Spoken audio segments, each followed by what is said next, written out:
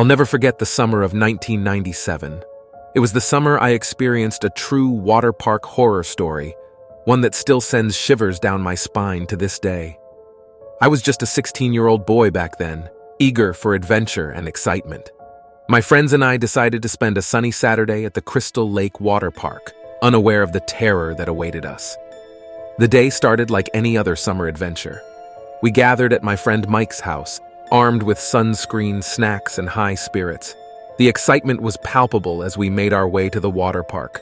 Crystal Lake Water Park was nestled deep in the woods, miles away from civilization. Its remote location added an air of mystery to the place. As we approached the park, I couldn't help but notice how eerily quiet the surrounding woods were. The only sound was the distant splashing of water, which grew louder as we got closer. A sense of unease washed over me, but I brushed it off as pre-ride jitters. The park itself was a wonderland of water slides, lazy rivers, and pools. It was massive, and the thought of exploring every nook and cranny filled us with excitement. We began with the biggest water slide, known as the Abyss. It was a towering structure that spiraled down into a pitch-black tunnel. I was the first in line, and the moment I entered that tunnel, my heart raced. It was so dark that I couldn't see a thing, and the echoing screams of those ahead of me only added to the suspense. Suddenly, the slide seemed to go on forever. Panic set in as I wondered if I'd ever see the light again. Just when I thought I couldn't take it anymore, I was ejected into a pool of water below, gasping for breath. I stumbled out of the pool, my friends cheering me on, but something didn't feel right. It was as though I had left a piece of myself in that dark tunnel. I shook it off and joined my friends for more rides and laughs, but that eerie feeling lingered. As the day wore on, strange things began to happen. Our group noticed that no matter where we went in the park, we seemed to be the only visitors. The lifeguards, too, were nowhere to be seen. It was as though we were the only souls in this vast water park. We decided to explore the park's hidden corners, and that's when we stumbled upon an abandoned section. The slides and pools here were covered in overgrown vines and moss. It looked like this area hadn't been touched in decades. Curiosity got the better of us, and we decided to explore further. Amidst the decay, we found an old, faded sign that sent shivers down our spines. It read, "Closed indefinitely due to a tragic accident." It sent chills down my spine as I realized that we were standing in a place where something terrible had happened. Ignoring our growing unease, we ventured deeper into the abandoned area. That's when we heard it, a distant, mournful wail that echoed through the trees. It sounded like the anguished cry of a child. We exchanged nervous glances, our bravado fading fast. Following the sound, we came across a dilapidated building that seemed to be the source of the cries. Pushing open the rusted door, we were greeted by a chilling sight. The room was filled with waterlogged toys, as if they had been left there for years. And in the corner, a tattered teddy bear seemed to sob quietly. As we inched closer to the bear, the crying grew louder. It was coming from a narrow, pitch-black corridor that stretched deeper into the building. With trembling hands and hearts pounding, we ventured inside. The cries led us to a small, dimly lit room, and there, in the corner, sat a young girl in a tattered, waterlogged dress. Her eyes were hollow, and her face was pale as death. She continued to sob, her tears leaving trails down her cheeks. But she didn't acknowledge our presence. My friend Sarah reached out to touch her, but as her hand brushed the girl's shoulder, the unthinkable happened. The girl's head snapped up, revealing empty eye sockets that oozed a black, oily substance. Her mouth stretched into a grotesque smile as she let out a blood-curdling scream. We bolted out of the room, our hearts racing faster than ever before. As we ran through the darkened corridors of the abandoned building, we could hear the girl's footsteps echoing behind us, getting closer with each passing second. It was as if she was right on our heels. We burst out of the building, gasping for breath, and found ourselves back in the overgrown section of the park. But the park had changed. The once tranquil water had turned black and murky, and the trees seemed to close in around us, casting eerie shadows. Panic set in as we realized that the park itself had become a twisted, nightmarish labyrinth. No matter which direction we ran, We found ourselves back in the same place, as if the park itself was toying with us. The girls' cries continued to haunt us, growing louder and more chilling with each passing moment. We were trapped, lost in this nightmare. Our screams blended with hers as we desperately searched for a way out. Hours passed, though it felt like an eternity. We were exhausted, terrified, and on the brink of despair. But just when it seemed like all hope was lost, we stumbled upon a small, crumbling sign that read, "Exit." We followed the arrow, praying that it would lead us to safety. As we made our way through a final, darkened tunnel, we emerged into the blinding light of day. We were back at the entrance of the water park, our friends and families waiting for us, oblivious to the horrors we had just experienced. We never spoke of that day again, each of us haunted by the memory of the girl in the abandoned building. Crystal Lake Water Park was permanently etched into our nightmares, a place we vowed never to return to. And to this day, I can't help but wonder if we truly escaped that water park, or if it still lingers in the depths of our minds, waiting to pull us back into its nightmarish grasp.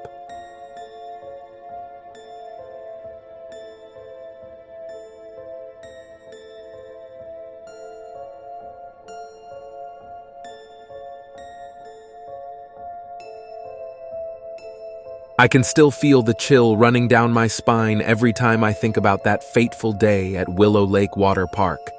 It was supposed to be a fun-filled adventure with my friends, but what transpired turned my world into a nightmare. The sun was blazing in the sky as we arrived at the water park. The bright colors of the slides and the laughter of children filled the air. My friends Mark and Sarah couldn't have been more excited, and I must admit, I was too.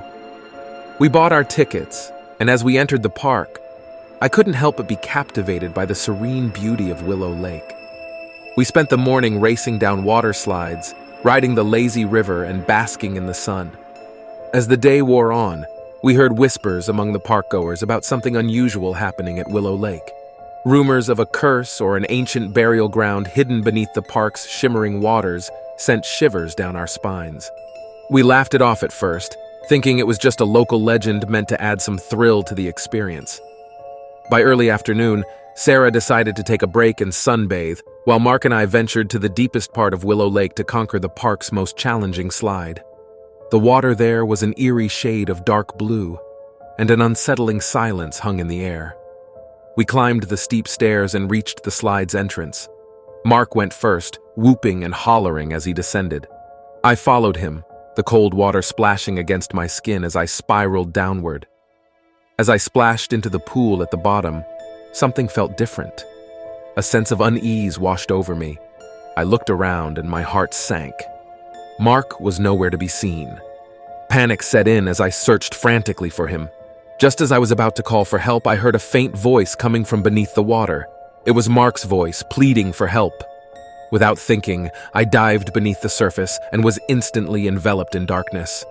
My lungs burned as I swam down, guided only by Mark's desperate cries. The water felt strangely thick, like it was resisting my every move. I reached Mark and grabbed his hand, pulling him toward the surface, but it was as if some unseen force was pulling him back down. I fought with all my strength, my heart pounding in my chest until we both broke through the surface, gasping for air. We made it out of the water, trembling and terrified.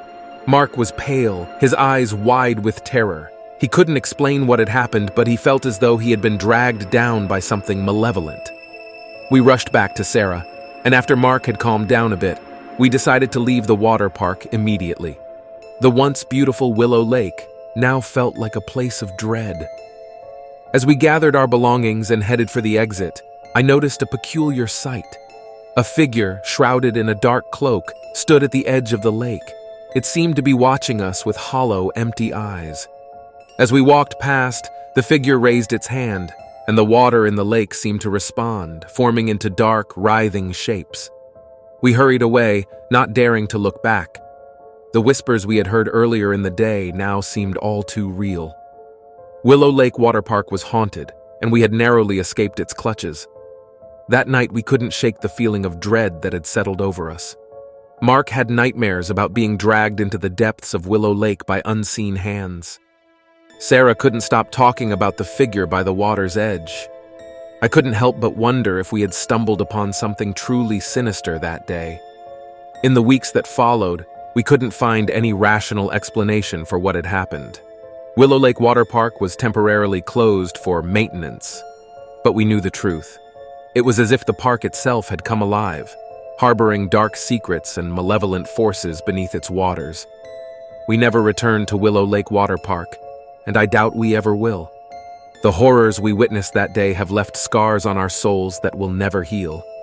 I can't say for certain what lurked beneath the surface of that cursed lake, but I know one thing.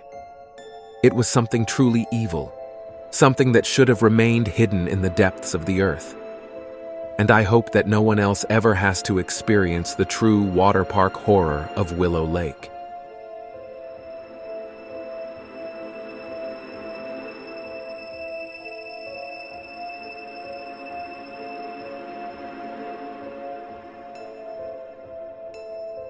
I'll never forget that fateful summer when my friends and I decided to visit True Water Park, a seemingly innocent and inviting oasis located deep within the woods. Little did we know, our adventure would soon turn into a nightmarish experience that would haunt our dreams forever. It all began on a scorching July afternoon. My friends, Alex, Sarah, and I had heard rumors about True Water Park from the locals.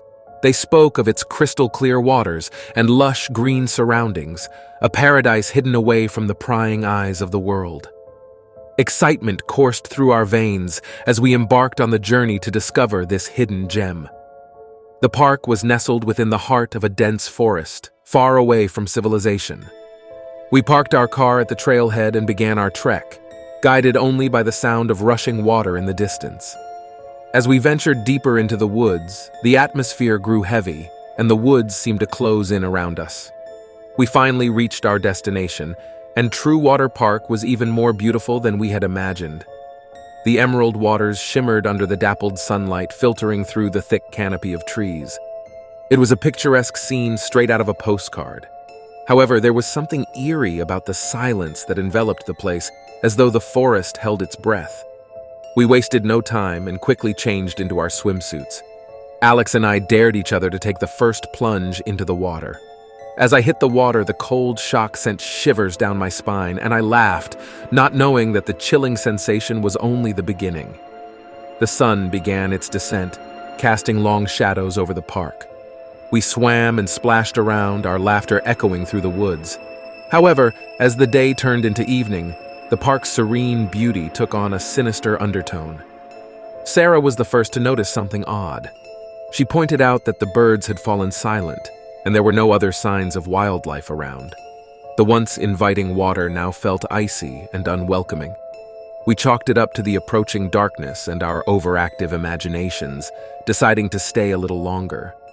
As the twilight deepened, I noticed something moving in the water. At first, I thought it was just a trick of the fading light, but then I saw it clearly, a pale, ghostly figure submerged beneath the surface. Panic gripped me, and I tried to swim away, but something icy and unrelenting wrapped around my ankle, pulling me down into the depths. Desperation filled my lungs as I struggled to break free, but the figure pulled me deeper and deeper into the frigid water. The world around me blurred, and I felt as though I was drowning in an abyss of darkness. Just as I was about to lose consciousness, the grip on my ankle released, and I gasped for air as I broke the surface. My friends swam towards me, concern etched on their faces, but I couldn't find the words to explain what had happened. It was as if the lake itself had come alive, seeking to claim me as its own. We decided to leave immediately, our fear outweighing our curiosity. But as we tried to make our way back to the trailhead, we found ourselves hopelessly lost. The forest seemed to shift and change around us, leading us in circles. Panic set in, and we knew we were trapped.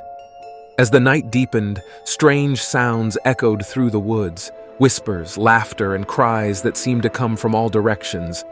The darkness seemed to hide unseen horrors, and our flashlights offered little solace. Exhausted and terrified, we stumbled upon a dilapidated cabin in the woods. Desperation drove us to seek shelter inside. The cabin was eerily abandoned, filled with dusty, cobweb-covered furniture. We huddled together, hoping to ride out the night. The hours dragged on, and we could hear something moving outside the cabin, a soft, sinister whispering. Shadows danced on the walls, and the air grew colder with each passing moment. It was as though the very forest itself was closing in on us, suffocating us with its malevolence. Morning finally broke, and we fled the cabin, our bodies trembling with fear. Miraculously, we stumbled upon the trailhead, and the forest released its grip on us. We never looked back as we raced to our car, leaving True Water Park and its horrors far behind. To this day, we can't explain the terror we experienced at True Water Park. Was it the vengeful spirit of someone who had met a tragic end in the waters? Or was it something even more sinister, lurking in the depths of that seemingly idyllic paradise? One thing is for certain, we will never forget the haunting of True Water Park, a place where beauty and terror were intertwined in a way we could never have imagined.